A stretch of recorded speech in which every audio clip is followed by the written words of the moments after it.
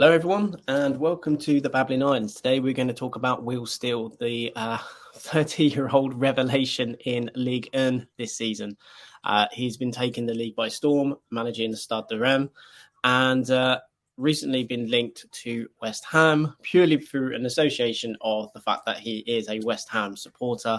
And in a recent interview in TalkSport, also suggested that should he move to the Premier League, which is an ambition of his, he would gladly like to take the reins at West Ham at some point.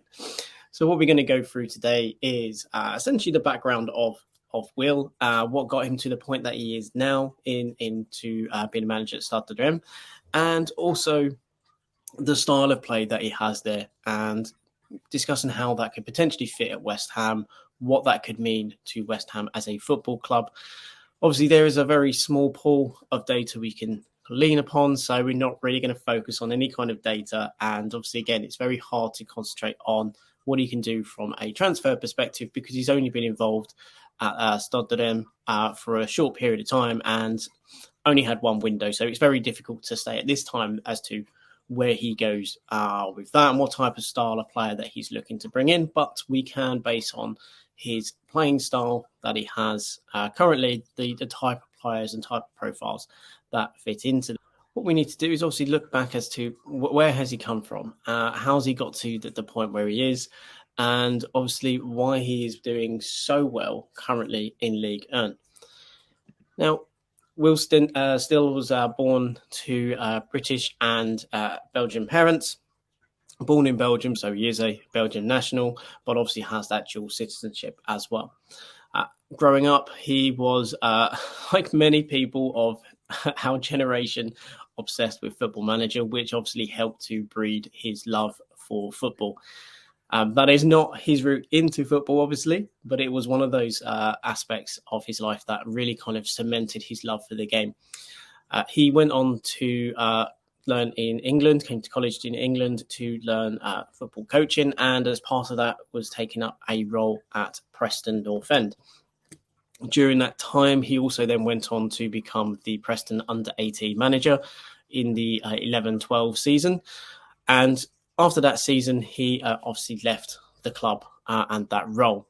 He returned to Belgium and in the 14-15 season was in the second division and took up a role as a video analyst, where, again, he took that role for a year before moving on to Standard Liège, working with Yannick Ferreira, where he spent, again, a season with him, again, back down to the second division. And he then became a scout and video analyst. And this is very important to understand that by being a video analyst and by doing the kind of scouting aspects as well, that he learned what he liked within players. He got to view specifically players and how those players fit into functions and formats within a squad. And again, analysing teams and being, again, analytical and understanding how you potentially go about teams, how you then structure your team in which to maximise their, obviously, strengths and limit your weaknesses. Now, he was in that role for around a season. Before then, he went into the assistant manager role in 17-18. During the 17-18 season as well, he took over as manager, where he managed 8 games, winning 7 of those games. Now, despite how well he did, he obviously then didn't remain as the full-time manager. He went back to being the assistant manager for the duration of that season once they brought in a replacement. In the following season, he moved to KFCO and Beerschot as the assistant manager. So again, in the second division of Belgium, but starting to earn his stripes and as an assistant. In 2021, Will Steele took over at Beerschot as the full-time manager.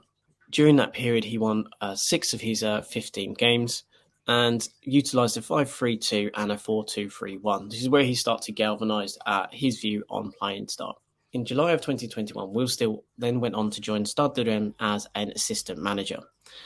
He lasted 9 games in that role before moving to Standard Liège in October to be the assistant manager to Luc Elsner. Will Steele started out the season with Luc Elsner before moving back to Stade de Reims in the 2022-23 season as the assistant manager to Oscar Garcia. Oscar Garcia played 10 games, winning only 1, drawing 5 and losing 4. Will Steele has galvanised the team, and in the 13 games played, he has won 7 and drawn 6, losing none. There has been obviously 2 games within the Coupe de France as well, so obviously not all of those are reflected back into the league. But it's still an impressive record of 5 wins in the league, followed by 6 draws as well. They're currently sitting in 11th, which is on equal points with Lyon, who West Ham played last season in the Europa League. What is interesting about Will Steele is that he's still currently only a UEFA A licence certified, which means that he is currently costing Rem 25,000 per game he manages, because he doesn't have his pro license, which is part of the league standard. He is currently progressing with that qualification, but it takes a year in which to gain that certification. So he is currently costing them, as we say, £25,000 or €25,000 per game as it stands. When talking around his inspirations and who he looks to as managers, he brought up Eddie Howe, who's currently at Newcastle, Jurgen Klopp at Liverpool, Guardiola of Manchester City, and his idol being Alex Ferguson. The reasons he gave for Ferguson was the fact that he transcended the trends of each era. He was in a management role for many a year, and he aspires to also have that same type of longevity at a club, which is obviously something we don't necessarily see in today's football, but it is an admirable quality that he wants to be a manager that instills a long-term plan and a long-term process within a football club, changing with the times and being adaptive. What can he bring as a manager? What is his style that he brings to a football club? And how does he make his teams play? Now, Rem play some exciting football. They predominantly play in a 4-2-3-1. Within that formation, it's highly flexible. There's a lot of emphasis on rotation of positions, and also that there is a high level of athleticism within the team. The fullbacks itself are very much forward thinking. They often sit very high up the pitch, and you see both of the wingers look to invert and also to ensure there is a lot of rotation within that area. In particular, on the right-hand side for the right back, will often find themselves in the half space. This is to create overload centrally. It's highly rotational in the attack. They have a double pivot, but within that, one of those will sit a bit deeper. This is to collect the ball off of the defence, but also to create an anchor in the when the team is attacking, to ensure that they are not overrun defensively. When we talk around the 4-2-3-1 formation that they play, it's highly rotational in the attacking sense, with obviously a very disciplined structure defensively, which also looks to restrict the opposition from exploiting them in transition. What is impressive is their ability in possession to mix it up, very much like how Eddie Howe has taken Newcastle and provided them the ability to play in a multifaceted way. They are very adept at playing the long ball, playing long balls or long passes, and then playing on the second and third ball, as well as being incredibly capable to be intricate, to absorb pressure and to play through the lines. There's great similarities between Stade de Reims and Newcastle in that respect, with their centre-backs being incredibly comfortable in possession, in which to obviously play through the lines and also to absorb pressure from the opposition. But before we get into how they play in possession and how they kind of attack teams, it's good to kind of start from the base. So to start from how they kind of work out defensively, what their structure is. So when we talk around their defensive structure, what we often see is that they defend in a 4-4-2 formation, limiting the space centrally. This ensures that what they do is they restrict the ability for a team to play through the lines and to play into central, potentially advantageous positions, therefore forcing the opposition to go wide, where they can then press and overload with their fullback and their winger pressing. And also they have 2 robust centre-backs who can deal with crosses as well into the area. This ensures that they limit what the opposition can do. Another example where they used a 4-4-2 was against PSG, where they obviously got a last-minute equaliser against the French champions. As you can see in this one here, they're utilising one of their midfielders moves into a forward position alongside Balogun, who operates as the first line of press. Effectively, what they do in this 4-4-2 formation is to enable the centre-backs to have the ball and to progress that ball. What this is actually doing by allowing the centre-backs to have the ball is to essentially give the ball to, arguably, in most cases, one of the weaker sets of passers in a team. Now, obviously, PSG have Ramos and Marquinhos playing in that position, so when it comes to being able to pass, they have exceptional passers. But what they did in this formation was they would invert their left side in which to nullify or to create less space for Messi to be available. What this meant, then they sacrificed the right-hand side where Hakimi was able to get space and to run at their defence. But again, the way the structure was done was which to allow the centre-backs to have possession and also for the two centre midfielders to be able to press the deep-lying centre midfielders to, again, nullify how PSG like to build up, which is from the back into these deep-lying players who then can orchestrate play and play through the lines. By doing what they're doing, they're forcing them into a position where they can be pressed easier, where they restrict their ability in which to harm them. By playing this way, what they did was frustrate PSG for long periods of the game and restricted them only to kind of wide areas or exceptional pieces of movement and passing, which allowed them to break through the lines. But this was few and far between. By sitting in this 4-4-2 formation, what this allowed them to do was to break down PSG as they tried to be aggressive and play through the lines, or again, create an overload and 2v1 situations against the players in the wing, in which to create turnover. Now, what is also impressive is the aggressiveness in which they press the opposition in their half.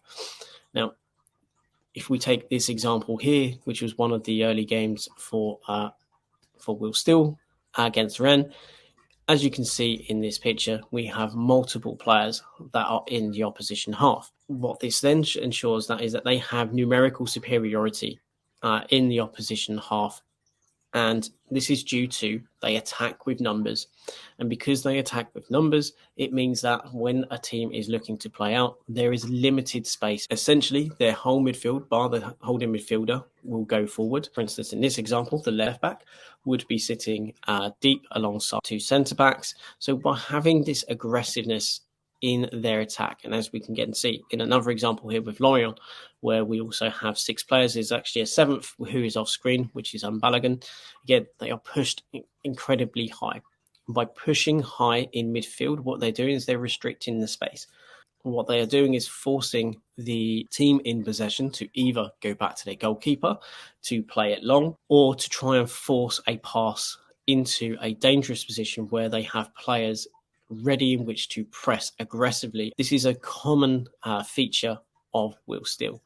His teams will push very high from a midfield perspective. Their attacking player, in this case Balogun, will press with aggression and with pace in which to place pressure on the opposition. So all in all, their defensive structure is very impressive. It's one that is built very much on work rate. One of the other features in Will Still's defensive structure is that they are very astute when it comes to defending in transition.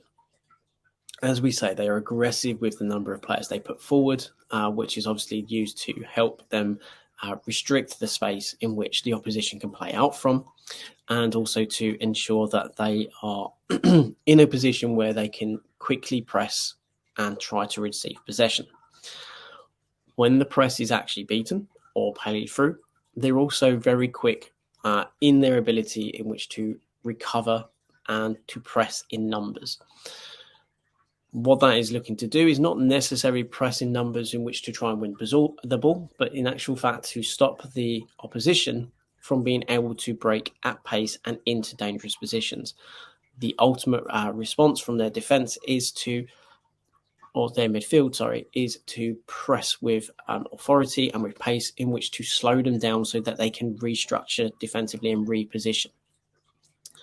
They're also quite adept in making tactical fouls, which is something we commonly see from the bigger teams in the Premier League, where they will commit multiple tactical fouls to stop a team from breaking away.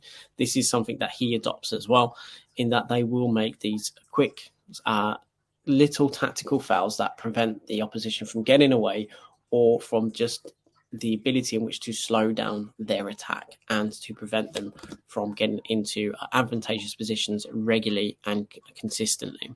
Against PSG, they played a 4-1-4-1 formation, with the midfield being rather compact, in which to again compact the PSG defence. And as we can see in this example, we can see the deep line midfielder sitting in a position where he is able to potentially receive the ball once they work it through the cycles. PSG also play in a rather compact manner. As you can see, they have a 4-4-3. Due to the limitations of a 4-4-3, which is obviously quite a narrow formation, Reims utilised their fullbacks to great effect by ensuring that they were pushed high and held very wide to improve their probability in which to get the ball into those fullback positions. What they did was, again, they would invert their wingers, bringing them in very closely to Balogun.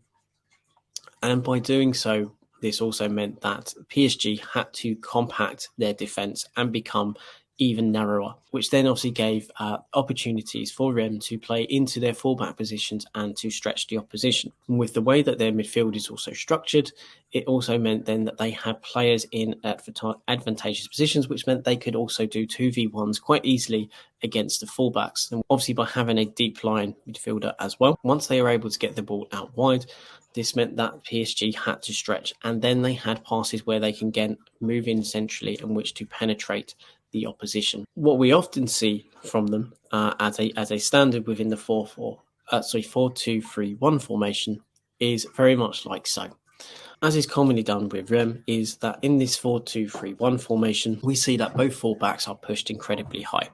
In the case of this example, we can see that the right back actually inverts and comes inside into the half space. This is due to Ito, who's currently playing as the right winger in this game, who is holding the width in the right channel. If Ito was to have come in centrally, then what we would see is that the fullback would then occupy the space out wide. So this way they always ensure that they keep width, and they can also create a numerical advantage centrally. And as we can see here, we have 3 players centrally, which is 2 midfielders pushed up high, one of those being from the central double pivot. We also have Balogun in a position where, again, he is not placing himself directly on the centre-backs, again, creating an overload centrally. But what this does is, again, looks to compact the opposition to create space out wide, where we can see the left-back currently acres of space in which to exploit. As we said as well, long passing is quite a feature of Rennes. Now, this isn't the go-to de facto passing and style. They mix everything up completely. So they are very adept in which to playing line-breaking, penetrative passes and playing some good, attractive football. What they utilise the long passing for is to turn the defence, to stretch the pitch, to ensure that they create spaces in which then they can go and penetrate that centrally. A good example of how they like to use their long passing can be found in the very early moments of the game against Rennes. When they build up, they are very happy to build up slowly from the back. But again, as we can see, the defensive midfielder drops into a position where he could receive the ball from the goalkeeper. In addition, both of the defenders and centre-backs here, we can see have split as well. So there is an easy pass, if he so chooses, out to the right-sided centre-back. And also, again, we can see the right-back pushed high. Now, whilst Reims could have played into the defensive midfielder, he would have also been under pressure from both of the attacking players of Rennes, who could have turned in which to pressurise him as he was turning and going into space. As we say, that they're very adept at playing a long ball, and in this case, as Ito has smart movement and moves in from his position on the right wing, he's able to attract the left back out of position. This in turn creates acres of space in which for the right back of Reims in which to run into. This is again something that they consistently look to do by rotating positions and by allowing their left and right side the flexibility and the freedom to roam from their position.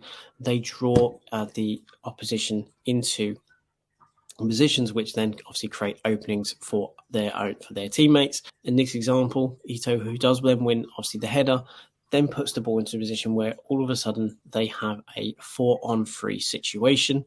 Unfortunately for Rennes, this didn't result in a goal scoring opportunity. Another good example of this, this time against Lorient, who they currently beat 4-2 recently. Both fullbacks, again, pushed high. We can see that the midfield, again, has come short and condensed on the right-hand side. And we have our defensive midfielder who is retrieving possession from the defence. The centre midfielder is able to draw the attention of the Lorient defence, as they are expecting them to either pass into the left-sided centre-back. In this situation, Rennes again showed their intelligence in the possession. The defensive midfielder, or part of the double pivot, drops deep again to receive possession as a unit and as a team. They start to move over to the left-hand side. But what this actually does is create a huge opening down the right-hand side, which again is where then they use their long passing and movement. So they shift themselves and compact the defence into a particular side, and then they go into the opposite area. They're also very much in the mould of how Guardiola's teams like to progress in the wide positions, but then are very quick in which to bring the ball centrally and hit the other side. So what they do, they use their movement. They draw a team over into an area. And then once they've got the team into a position, like you saw in that situation there, they will then exploit the space created on the opposite side by moving the ball quickly into the opposite direction. Another example of this, again, can be found in the game against Lorient, where both of the fullbacks are pressed very high. It's a very aggressive setup in that one defensive midfielder will drop either into the back line with both centre-backs splitting. The other midfielder in the double pivot will be pushed higher, obviously. And then what we will see is the midfield the attacking three behind the striker will compact, in which to, again, draw in the opposition. As we can see here, is a common example of where, again, they push up their fullbacks very high and aggressively. This obviously creates an overload and a numerical advantage in the opposition half. Their midfielders and their centre-backs are very adept in making line-breaking passes. So as we see in this example, the pass was driven into the feet of Ito, who then makes a quick one-time pass to the attacking midfielder, who is then able to run and then pass the ball into the space on the right-hand side. So they are consistently looking to create problems for the opposition, to break those defensive lines, and then to aggressively attack. Another example of this can be found, again, in the game against Rennes, where, again, as we can see, both fullbacks are pressed relatively high. We can see, again, our three behind the centre forward are, again, linked very closely. They are all very compact, again, making sure that they're all in a position that the defence of Rennes have to become very compact. And in this example, again, to feed the ball between the lines, Ito, again, has come off that right-hand side. He is obviously in a position where, again, there is now an overload centrally, and he receives the ball, which then obviously puts him in a place where he can then obviously play the ball into the right midfielder. In this case, Ito takes possession, decides to go centrally and holds onto the ball too long before releasing, which was unfortunate because Balogun was in a very good position. Again, this is a very common theme for Rennes, in which to look to break the lines, to invite pressure from the opposition when they are in possession, to play these quick one-time passes. They are drawing the opposition out of their defensive shape, in which to create spaces to then push the ball forward. One of the players to benefit from Will Steele's appointment is Balogun, who's seen 9 goals since he took over the club. They're very aggressive in their attack. They are always looking to push players forward. They have consistent runners from deep. Again, this provides them the ability in which to create incredible overloads in the channels. In transition as well, they are a very good team. They look to pass the ball quickly. They have direct and powerful runners when receiving possession, or when they are looking to create. One of the ways in which they do that is that they look to pass diagonally. So there is a lack of horizontal passing. So as we often see with West Ham, the fullback will pass directly forward in a horizontal fashion to the winger. This obviously kind of restricts their ability in which to then turn and go, but it also means that as it is a straight line pass, they're often having to play with their back to goal before they can turn. Whereas with Reims, as they're playing with diagonal passing, what this then does is that players are coming in onto the ball. So they're bringing their own momentum in which to then attack the space and to drive with the ball. This also means that you are consistently moving players out of position, because obviously a horizontal pass means a player just needs to come forward onto an attacker, whereas if the pass is diagonal, they have to come out of position to follow the player. And this is how they consistently generate space and create opportunities in which to attack teams. Athleticism is a very key component of a Will Steele team. It leads us to the question as to, is Will Steele a West Ham manager in the making? Does he have the quality in which to take his early form in Ligue 1 and be consistent with that, and whether he can then obviously transition across to another league? Now, it's very early in his progression and it's very early in his career at this point to make any clear determinations on where he's going to go as a manager. But the early signs are incredibly promising. His team plays some very good football, and having an understanding that whilst you may be able to play a good possession base, you need to be able to mix that up. You need to have good rotation in your formations.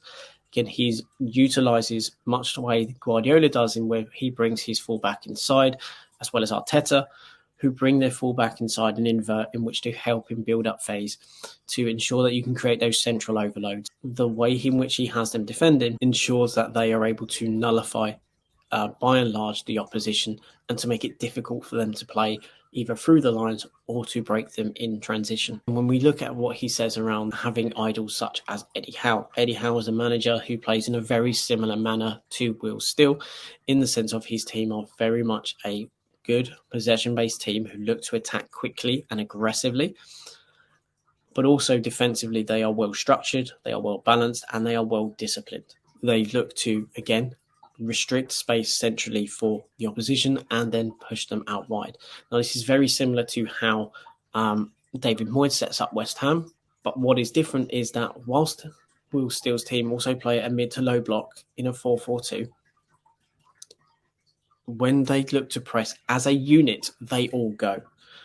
With West Ham, the press is sporadic, and not only is it sporadic when the press goes, so is the players moving with that press.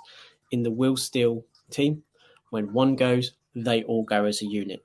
The defence press up with the midfield go with intensity, they look to restrict space, and in particular, if there is slow build-up in the opposition's own half, they will look to trigger that press quickly and strongly in which to retrieve the ball. Ultimately, they adapt their style in possession based on the opposition structure. If the opposition are pushing high and they're restricting space to play through, they will play the long ball. If the opposition look to drop back, they'll look to play more intricate play. They are smart with their process, and again, by dropping a midfielder deeper to collect possession, they create greater avenues in which to find passes through the opposition in which to move forward. Will Steele, whilst it's very early in his career, is making a very good name for himself. His team plays some beautiful football and are very good in transition, both offensively and defensively. Now, the question will be is, does he warrant an opportunity at West Ham right now? Now, Will Steele has expressed that should West Ham be looking for a manager, should West Ham come calling, he would certainly be interested in that call. What Will Steele brings is a lot of passion on the sidelines. If you have seen the celebration against PSG, again, he is multilingual as well, which is a great attribute to have, with him being able to speak obviously French and English. And again, he's the new wave of type of manager that is coming through. Will Steele could be a very interesting proposition at West Ham. You could argue the way that he plays isn't too dissimilar to, say, David Moyes, but there is a much greater flexibility in how the players are able to play in their positions. There's a far more risk in their ability, so far more risk in how they build up and look to attack the opposition. In transition, they are incredibly quick-paced and looking to attack the opposition. Defensively, again, very well structured, very, very similar to David Moyes in the 4-4-2 kind of setup. and looking to be compact and restrict space and to force the opposition wide. But again, where it differs is then the pace and the aggressiveness in which they press. When the press is triggered, they all go. So Will Steele could be a very interesting, intriguing proposition for West Ham. Certainly one that would be one to keep an eye on in the future. He looks to go into each game looking to win. They play without fear, they play without hesitation, and they do not respect the reputation of the teams that they play, which if you've watched them against PSG was a breath of fresh air and something that I think all West Ham fans would enjoy to see as we look to try and be a bigger team. Now, will this be an appointment that all fans would approve of? It's unlikely. And the reason being is because he is still untested. But if you give an untested manager a chance, sometimes they can come to fruition. Just look at Arteta. Yes, he's had many years in football and under the tutelage of Guardiola. But again, it was a manager that was given time to develop, to build. And I think as a West Ham fans, I believe if we were given a manager who we were told was going to be given time to build, and regardless, they are going to be our manager for the foreseeable future, and we are putting in practices in place in which to support that manager, in which to build a team, to develop a philosophy, and to take the club forward, I think many of us would buy into that. There maybe have to be additional changes at the club in which to allow that to happen. But I think what we all want to see is that there is going to be a long-term plan. Thanks very much for listening, and we'll see you again soon.